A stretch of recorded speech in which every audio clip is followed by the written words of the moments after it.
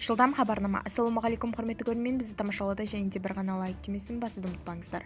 Мексикада 6 см құйрығы бар сәби дүниеге келді.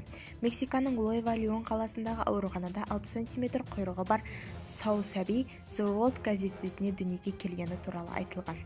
Медициналық бұл құбылысты өте сирек кездесетін белгі дейді. Ал бүкіл әлемде құйрығы бар туылған балалар саны 200-ден асады.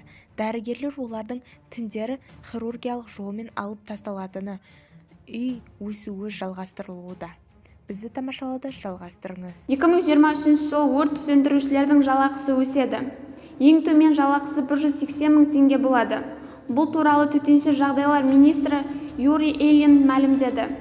3 жыл бұрын өрт өшірушілердің 65 мың теңге алатын. Қазір қызметке енді кіріскен маманның ең төмен жалақысы 110 мың теңге шамасында.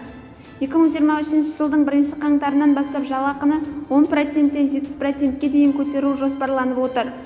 Қатардағы құрамның айлығы 70%-ға, ал басқару құрамдығы 10%-ға өседі, деді Ильин. Министр мен оның орынбасарларының жалақысы ұлғаймайды. Бізді бақылауды жалғастырыңыз.